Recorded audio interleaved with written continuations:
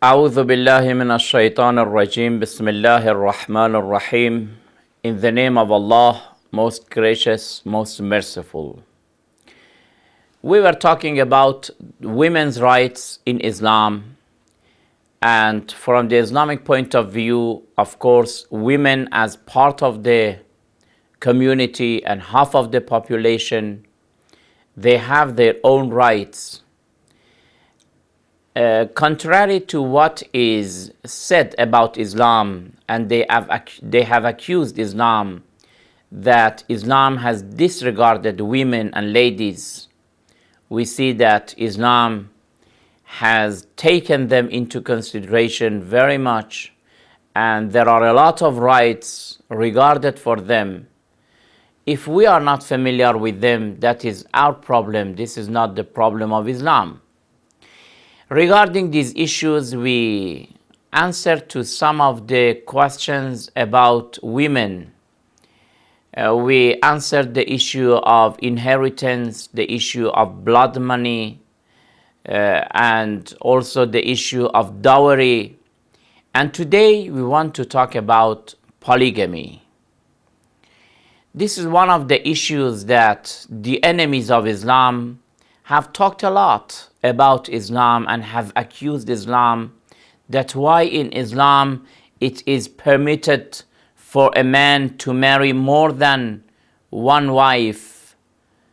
Isn't it a kind of humiliation of the women and ladies? Isn't it a kind of considering superiority for men and inferiority for women? This is against human rights, against the rights of women, etc. A lot of issues they have attributed to Islam, but they have not understood the reality of the issue of polygamy. One point that I have to emphasize is that Islam does not look at the issues emotionally or politically or socially. Islam has a wisdom behind all its verdicts.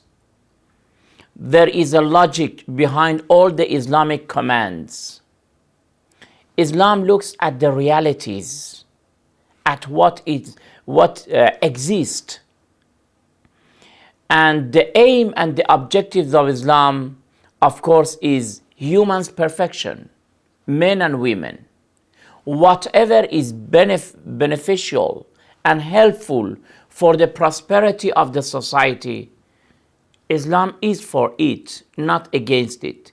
Islam does not listen whether people, what do they say? Do they admire or not? The issue of polygamy is not like that we allow a man in Islam that, okay, you are allowed and permitted to go and marry as much as you can. Not at all. First of all, we should know that the issue of polygamy was not something that Islam has brought it. This is not only the initiative of Islam. Before Islam also, this matter was very usual. Even the number of women that a man can marry was unlimited before Islam. But when Islam came, Islam has organized the issue. To know the issue of polygamy better, we have to pay attention that, first of all, according to the statistics, the number of women in many of the societies and in many countries, the number of women is more than the number of men. Because men, usually they give their life because of a lot of accidents. Because of accidents, because of war, because of other dangers that usually threaten the life of men, usually men are being killed or they die, and this is why that usually the number of women increase. For example, if we have 100 men, on the other side we have 105 women or 104 women. That is the proportion. Of course, it varies from a community to another. This is first. The number of women are usually more than the number of men. Secondly, we know that the sexual desires and faculty of a man and the sexual tendencies of a man is more than a woman. And also we know that because of the periods that women they do have, these are some of the causes that now we have to decide for the destiny of those women who have no husband. You see, we mustn't look from the angle of the first wife alone. Let's study the matter from other angles.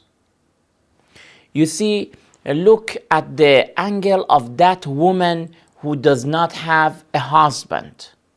What do you want to decide for her?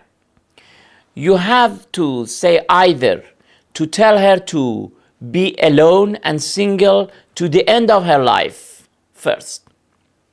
Secondly, to allow the illegal relations between men and women. And thirdly, to allow some of the men who are qualified physically, mentally, financially, and especially morally, they are qualified to allow them to marry with these types of women. If you say that this woman who has no husband, or she has lost her husband in a war, in an accident, this woman must live single to the end of her life, this is a very oppressive decision. You are oppressing that lady. That lady has a right. She also wants a husband to live with him. She wants somebody to rely on him.